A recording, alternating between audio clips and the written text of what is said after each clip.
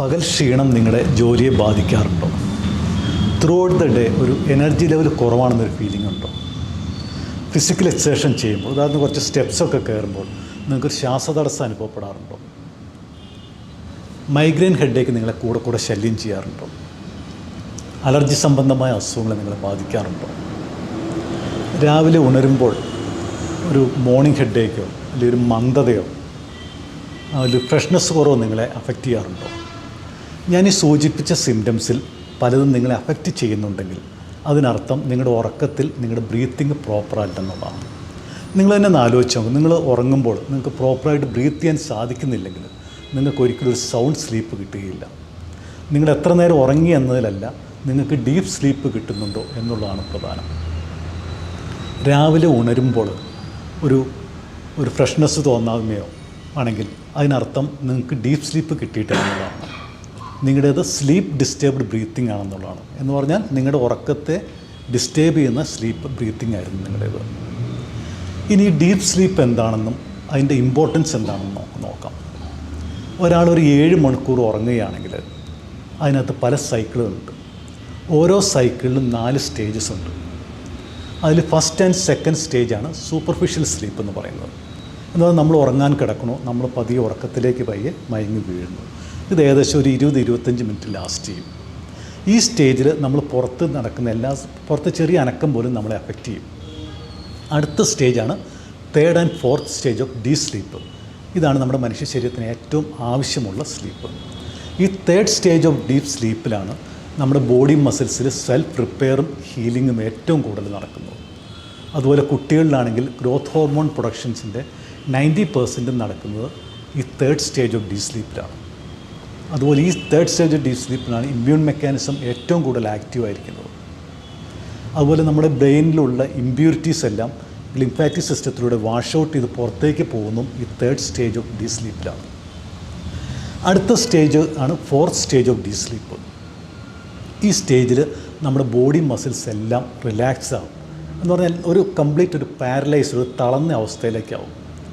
അതേസമയം നമ്മുടെ മൈൻഡ് ഈ സമയത്ത് ഭയങ്കര ആക്റ്റീവായിരിക്കും. അതുപോലെ നമ്മുടെ ഐ മൂവ്മെൻറ്റ്സ് ഭയങ്കര ഫാസ്റ്റായിരിക്കും ഈ സ്റ്റേജിൽ. അതുകൊണ്ടാണ് ഈ സ്റ്റേജിന് റാപ്പിഡ് ഐ മൂവ്മെൻറ്റ് സ്ലീപ്പ് അല്ലെങ്കിൽ REM സ്ലീപ്പ് എന്ന് പറയുന്നത്.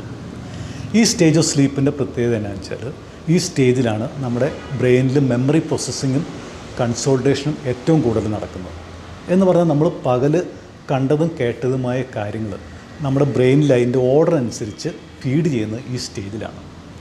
എസ്പെഷ്യലി പഠിക്കുന്ന കുട്ടികളിലൊക്കെ അവർ പകൽ ക്ലാസ്സിൽ പഠിച്ചതും കേട്ടതുമായ കാര്യങ്ങൾ അതിൻ്റെ ഇമ്പോർട്ടൻസ് അനുസരിച്ച് ബ്രെയിനിൽ ഫീഡ് ചെയ്യുന്നത് ഈ സ്റ്റേജിലാണ്.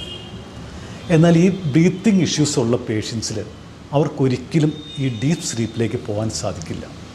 അതുകൊണ്ടാണ് ഇങ്ങനെയുള്ള പേഷ്യൻസിൽ ഞാൻ ആദ്യമേ സൂചിപ്പിച്ച പല സിംറ്റംസും, പകൽ ക്ഷീണം കൂടുതൽ, രാവിലെ എണീക്കുമ്പോൾ ഒരു മോർണിംഗ് ഹെഡേക്ക്, മൈഗ്രെയിൻ ഹെഡേക്ക്, അല്ലെങ്കിൽ ചെറിയ എന്തെങ്കിലും ജോലി ചെയ്യുമ്പോഴും ഭയങ്കര ഒരു ക്ഷീണം പോലെ, ഒന്നിനും ഒരു ഉത്സാഹമില്ലാത്ത അവസ്ഥ, അത് പ്രായമായവർ. അതുപോലെ കുട്ടികളിലാണെങ്കിൽ പല കുട്ടികൾ ഈ ലേണിംഗ് ഡിസബിലിറ്റി, അല്ലെങ്കിൽ പറഞ്ഞ പോലെ ചില കുട്ടികളുടെ പിടിയിൽ നിന്ന് ഭയങ്കര ദേഷ്യം കൂടുതൽ, അല്ലെങ്കിൽ പിടിവാശി, attention deficit hyper active disorders, ADHD symptoms. ഇങ്ങനെ ഈ ADHD സിംറ്റംസ്, ലേണിംഗ് ഡിസബിലിറ്റി ഒക്കെ ഉള്ള കുട്ടികളിൽ നടത്തിയ പഠനങ്ങൾ കാണിക്കുന്നത് 30-35% of ADHD symptoms is because of sleep disturbed breathing എന്നുള്ളതാണ്.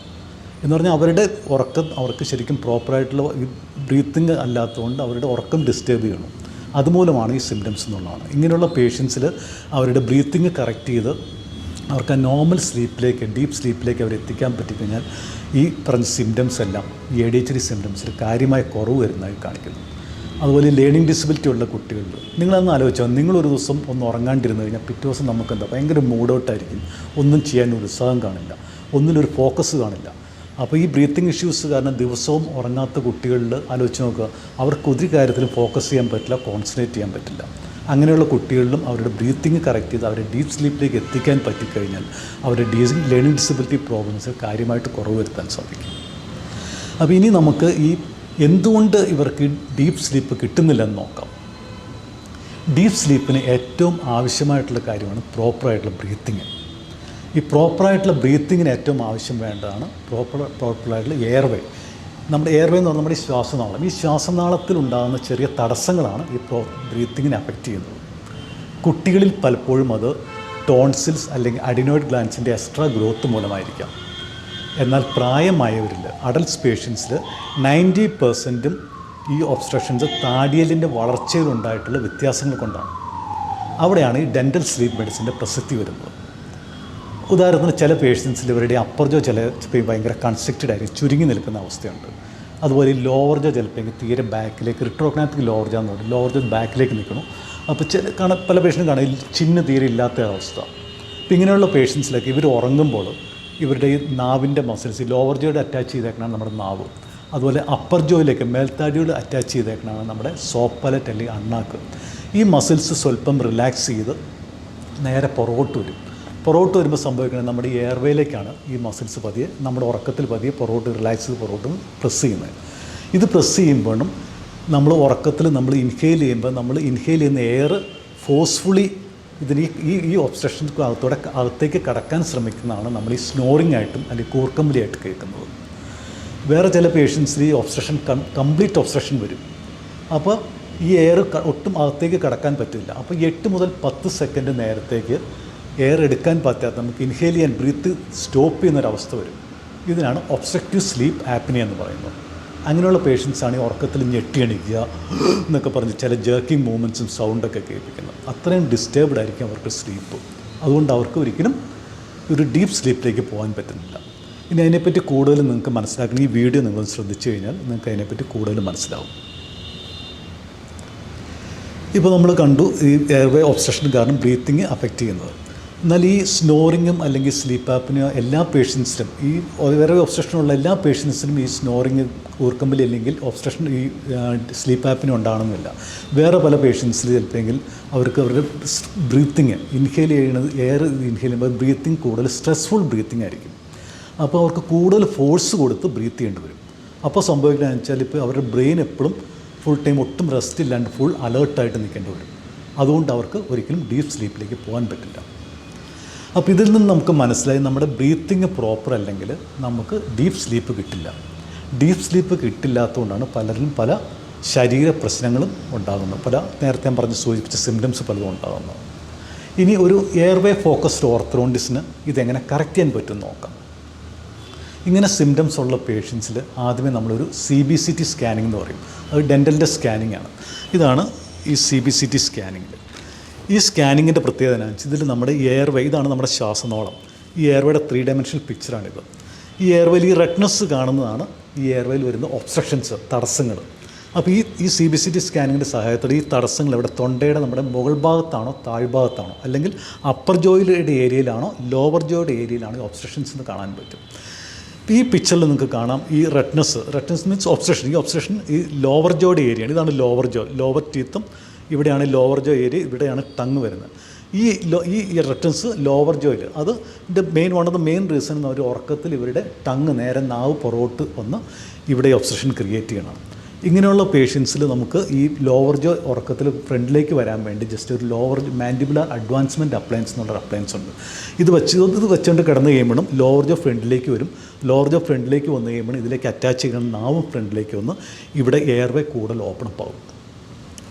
എന്നാൽ ഈ കേസിൽ എയർവേ ഒബ്സ്ട്രക്ഷൻസ് അപ്പർ ജോയിലാണ്. ഇങ്ങനെയുള്ള പേഷ്യൻസിൽ ഇപ്പോഴും നിങ്ങൾക്കൊരു സംശയം കാണും, ഈ എയർവേ അല്ലെങ്കിൽ ബ്രീത്തിങ് ഇഷ്യൂസിൽ ഒരു ഓർത്തഡോണ്ടിസ്റ്റിന്, എയർവേ ഫോക്കസ്ഡ് ഓർത്തഡോണ്ടിസ്റ്റിന് എന്താ റോൾ എന്നുള്ളത് അത് മനസ്സിലാകാൻ നിങ്ങൾ ആദ്യമേ ഇത് ചെയ്യേണ്ടതെന്ന് വെച്ചാൽ നമ്മുടെ ഇതാണ് നമ്മുടെ നേസൽ ഏരിയ, മൂക്കിൻ്റെ ഏരിയ, നേസൽ ഏരിയ. ഇവിടെ നോക്കിയാൽ കാണാം ഈ നേസൽ ബോൺ എന്ന് പറഞ്ഞാൽ nasal floor of the nose. ഈ ബോണിൻ്റെ അതർ സൈഡാണ് നമ്മുടെ വായുടെ മുകൾ ഭാഗം. എന്ന് പറഞ്ഞാൽ നമ്മുടെ വായുടെ മുകൾ ഭാഗമാണ് ഈ കാണുന്നത്. ഈ ബോണിൻ്റെ തന്നെ അതർ സൈഡ് എന്ന് പറഞ്ഞാൽ മൂക്കിൻ്റെ അടിഭാഗമാണ്. അപ്പോൾ അത്രയും മനസ്സിലായുള്ളൂ. വായുടെ മുകൾ ഭാഗം എന്നുള്ളത് ഈ സെയിം ബോണാണ് നമ്മുടെ മൂക്കിൻ്റെ അടിഭാഗമായിട്ട് നിൽക്കുന്നത്. അപ്പോൾ പല പേഷ്യൻസിൽ ഈ അപ്പർ ജോ ഇതാണ് അപ്പർ ജോയ്. ഈ താടിയിൽ തീരെ വിട്ട് കുറവായിട്ട് തീരെ കൺസ്ട്രക്റ്റഡ് ആയിട്ടുള്ള പേഷ്യൻസ്, അങ്ങനെയുള്ള പേഷ്യൻസിൽ അതുപോലെ തന്നെ നിങ്ങൾ നോക്കണമെങ്കിൽ ഇവിടെ ഈ നേസൽ ഫ്ലോർ നല്ല ഫ്ലാറ്റായിട്ടാണ് നിൽക്കുന്നത്. അത് ഒന്നോടെ ഞാൻ പറഞ്ഞ് മനസ്സിലാക്കാം. സപ്പോസ് ഇത് നമ്മുടെ വായുടെ മുകൾ ഭാഗമാണെങ്കിൽ ഇത് ഈ അപ്പർ ജോ തീരെ കൺസ്ട്രിക്റ്റ് ചെയ്തേക്കുന്ന പേഷ്യൻസിൽ ഈ നേസൽ ഫ്ലോർ ഭയങ്കര നാരോ ആയിരിക്കും. ഈ നേസൽ ഫ്ലോർ ശരിക്കും ഇങ്ങനെ ഫ്ലാറ്റായിട്ട് നിൽക്കുന്ന നേസൽ ഫ്ലോർ ഇങ്ങനെ നാരോ ആയിട്ട് നിൽക്കും. ഇങ്ങനെ നാരോ ആയിട്ട് വരുമ്പോൾ എന്താ സംഭവിക്കണേ, ഈ രണ്ട് നോസ്ട്രിൽസ് തമ്മിൽ സെപ്പറേറ്റ് നേസൽ സെപ്റ്റം എന്ന് പറയും. ഈ സെപ്റ്റം പയ്യെ ഡീവിയേറ്റഡ് ആവും ഒരു സൈഡിലേക്ക്. ഇതുകൊണ്ടാണ് ഈ ഡീവിയേറ്റഡ് നേസൽ സെപ്റ്റം എന്ന് പറയുന്നത് മെയിൻ റീസൺ ഈ അപ്പർ ജോ തീരെ കൺസ്ട്രിക്റ്റഡ് ആയിട്ടുള്ള പേഷ്യൻ്റ് ആയിരിക്കും. അപ്പോൾ അങ്ങനെയുള്ള പേഷ്യൻസിൽ നമ്മൾ ഈ MSc എന്നുള്ളൊരു അപ്ലയൻസ് വെച്ച്, ഇതാണ് ഈ MSc എന്ന അപ്ലയൻസ്. ഇതിനകത്ത് 4 സ്ക്രൂ ഉള്ള ഇംപ്ലാന്റ് അസിസ്റ്റഡ് ആയിട്ടൊരു സ്ക്രൂ വെച്ചുള്ള ഇത് വെച്ച് നമ്മൾ ഈ അപ്പർ ജോ ശരിക്കും എക്സ്പാൻഡ് ചെയ്യാൻ പറ്റും. ഇതാണ് അപ്പർ ജോ. ഈ അപ്പർ ജോയിൽ ഇത് അറ്റാച്ച് MSc വെച്ചിട്ട് ഈ സ്ക്രൂ എക്സ്പാൻഡ് ചെയ്യണതനുസരിച്ച് നമ്മുടെ ഈ അപ്പർ ജോ ശരിക്കും എക്സ്പാൻഡ് ചെയ്യും. അപ്പർ ജോ എക്സ്പാൻഡ് ചെയ്യുമ്പോൾ സംഭവിക്കണം എന്നതാണ്, ഇത് അപ്പർ ജോ ആണ്. ഇത് എക്സ്പാൻഡ് ചെയ്യുമ്പോൾ ഇതിൻ്റെ അതർ സൈഡ് ഓഫ് ബോൺ എന്ന് പറഞ്ഞാൽ നേസൽ ഫ്ലോ, മൂക്കിൻ്റെ അടിഭാഗമാണ്. ഇത് ശരിക്കും എക്സ്പാൻഡ് ചെയ്യും. അപ്പോൾ ഇവിടെ നേസൽ വോളിയം ഭയങ്കരമായിട്ട് കൂടും. നേസൽ വോളിയം കൂടുമ്പോൾ എന്താ സംഭവിക്കണം, ബ്രീത്തിങ് ഭയങ്കരമായിട്ട് ഈസി ആവും. അതുപോലെ ഡീനെസ് ഒക്കെ ഉള്ളമാതിരി ഒരു പരിധി വരെ അത് തന്നെ സെൽഫ് കറക്റ്റിംഗ് ആയിട്ട് വരും. അപ്പോൾ ഈ ബ്രീത്തിങ് ഭയങ്കര ഈസി ആയി കഴിയുമ്പോഴും ഇങ്ങനെയുള്ള സിംറ്റംസ് എല്ലാം കാര്യമായിട്ടുള്ള കുറവ് വരുത്താൻ പറ്റും. ഇതിന്ന് മനസ്സിലായി നമുക്ക് ബ്രീത്തിങ് ഇഷ്യൂവിൻ്റെ one of the main reason, breathing issue ഉള്ളവരിലാണ് ഈ പറഞ്ഞ സ്ലീപ്പ് ഡിസ്റ്റർബ്ഡ് ആകും. സ്ലീപ്പ് ഡിസ്റ്റർബ്ഡ് ആകുമ്പോഴാണ് നമുക്ക് പല ശാരീരിക പ്രശ്നങ്ങളും ഉണ്ടാകുന്നത്. അതുപോലെ തന്നെ ഈ അപ്പർ ജോ തീരെ കൺസ്ട്രിക്റ്റഡ് ആയിട്ടുള്ള പേഷ്യൻസിൽ ഞാൻ നേരത്തെ സൂചിപ്പിച്ചു, ഈ പറഞ്ഞത് സെപ്റ്റം ഡീവേറ്റഡ് ആകും. ഈ നേസൽ ഒബ്സ്ട്രക്ഷൻ കാരണം അവർക്ക് മൂക്കിക്കൂടെ ബ്രീത്ത് ചെയ്യാൻ പറ്റാത്ത അവസ്ഥ വരും. മൂക്കിക്കൂടെ ബ്രീത്ത് ചെയ്യാൻ പറ്റാണ്ട് വരുമ്പോൾ അവർ വായിക്കൂടെ ആയിരിക്കും കൂടുതൽ ബ്രീത്ത് ചെയ്യണം. വേറെ കാര്യം നമ്മൾ മനസ്സിലാക്കേണ്ടത് എന്താണെന്ന് വെച്ചാൽ നമ്മുടെ മനുഷ്യ ശരീരം നിർമ്മിച്ചിരിക്കുന്നത് തന്നെ മൂക്കിക്കൂടെ ബ്രീത്ത് ചെയ്യാൻ വേണ്ടിയാണ്. നമ്മൾ മൂക്കിക്കൂടെ ബ്രീത്ത് ചെയ്യുമ്പോഴാണ് നമ്മൾ ഇൻഹെയിൽ ചെയ്യുന്ന എയറിലുള്ള ഈ പല ഡസ്റ്റ് കാണും, അല്ലെങ്കിൽ അലർജി ക്രിയേറ്റ് ചെയ്യണം, അലർജിക് പോളൻസ് കാണും, ബാക്ടീരിയ, വൈറസ് അല്ലെങ്കിൽ പൊല്യൂട്ടഡ് എയർ. ഇതെല്ലാം നമ്മുടെ ഈ മൂക്കിനകത്തുള്ള nasal hairs first line of ഫിൽട്രേഷനാണ്. അത് കഴിഞ്ഞിട്ട് നമ്മൾ ഇൻഹെയിൽ ചെയ്യുന്ന എയർ നമ്മുടെ ഈ ടെർബിനേഴ്സ് എന്നുള്ള നേസൽ അകത്തുള്ള പ്രൊജക്ഷനകത്തോടെ കടന്ന് മ്യൂക്കസിനകത്തോടെ കടന്നു കഴിയുമ്പോഴും ട്രിപ്പിൾ ലെയർ ഓഫ് ഫിൽട്രേഷൻ നടക്കണം. അത് കഴിഞ്ഞ് അത്രയും പ്യൂറായിട്ടുള്ള എയറാണ് നമ്മുടെ സൈനസിനകത്തോടെ കടന്ന് നമ്മുടെ ലങ്സിനകത്ത് നിർത്തണം. അതുപോലെ ഈ സൈനസിനകത്ത് നൈട്രസ് ഓക്സൈഡ് എന്നുള്ള ഗ്യാസ് ഉണ്ട്. ഇതുമായിട്ട് മിക്സ് ചെയ്യുമ്പോഴും നമ്മുടെ ബോഡിയിൽ ഓക്സിജൻ അബ്സോർപ്ഷൻ ഭയങ്കരമായിട്ട് കൂടുന്നു. അതുപോലെ ഈ നൈട്രസ് ഓക്സൈഡ് ഒരു ഇമ്മ്യൂൺ ബൂസ്റ്ററാണ്, ഇമ്മ്യൂണിറ്റിയും ഭയങ്കരമായിട്ട് കൂടുന്നു. അതേസമയം നമ്മൾ ഈ നേസൽ ഒബ്സ്ട്രക്ഷൻ ഉള്ള പേഷ്യൻസ് ഇവർ വായിക്കോടെ ബ്രീത്ത് ചെയ്യുമ്പോൾ ഈ പറഞ്ഞ എയർ പ്യൂരിഫിക്കേഷൻ ഒന്നും നടക്കുന്നില്ല. ഈ നമ്മുടെ അന്തരീക്ഷത്തിലുള്ള പല അലർജി ക്രിയേറ്റ് ചെയ്യണ ഡസ്റ്റ് അല്ലെങ്കിൽ അലർജി പോളൻസ് എല്ലാം നമ്മൾ ഇൻഹെയിൽ ചെയ്യുന്നു. ഇത് നമ്മുടെ ലങ്സിൽ നിന്ന് പുറത്തേക്ക് പോകണത്തിന് 3 ആഴ്ചയോളം എടുക്കും. അങ്ങനെയുള്ള പേഷ്യൻസിലാണ് ഈ മൗത്ത് ബ്രീത്തിങ്ങും ഇങ്ങനെയുള്ള സിംറ്റംസ് ഉള്ള പേഷ്യൻസിലാണ് ഈ അലർജി സംബന്ധമായിട്ടുള്ള allergy cold, allergy rhinitis, sinusitis ഇങ്ങനെയുള്ള സിംറ്റംസ് കൂടുതലും കാണുന്നത്. അതുപോലെ അത് പ്രോഗ്രസ് ചെയ്ത് പിന്നെ ത്രോട്ട് ഇൻഫെക്ഷനായി, അത് ചെസ്റ്റ് ഇൻഫെക്ഷനാവും. അത് കഴിഞ്ഞിട്ട് പീരിയഡിക്കായിട്ട് അടുപ്പിച്ച് ആൻറ്റിബയോട്ടിക് ഒക്കെ എടുക്കേണ്ട അവസ്ഥ വരുന്നു. ഇങ്ങനെയുള്ള പേഷ്യൻസിൽ ഇവരുടെ അപ്പർ ജോ എക്സ്പാൻഡ് ചെയ്ത് നേസൽ വോളിയം കൂട്ടിക്കഴിഞ്ഞ് കഴിഞ്ഞാൽ ഇവരുടെ ബ്രീത്തിങ് ഭയങ്കര ഈസി ആവുകയും ചെയ്യും. ഈ മൗത്ത് ബ്രീത്തിങ് കൺട്രോൾ ചെയ്ത് നേസൽ ബ്രീത്തിങ് മാറ്റാൻ പറ്റിക്കഴിഞ്ഞ് ഇങ്ങനെയുള്ള അലർജി സംബന്ധമായ അസുഖങ്ങൾക്കും കാര്യമായിട്ടുള്ള കുറവ് കാണും.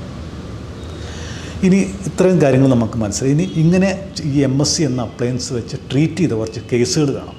അത് ഞാൻ അടുത്ത വീഡിയോയിൽ ഞാൻ പറയുന്നുണ്ട്. അതിൻ്റെ ലിങ്ക് നിങ്ങൾക്കിപ്പോൾ കാണിച്ചു തരാം. അപ്പോൾ ഈ ലിങ്ക് പ്രസ് ചെയ്ത് നമുക്ക് അടുത്ത വീഡിയോയിൽ പാർട്ട് 2, ഇതിൽ ഈ വീഡിയോയുടെ പാർട്ട് 2 ആയിട്ടുള്ള വീഡിയോയിലേക്ക് നമുക്ക് കിടക്കാവുന്നതാണ്.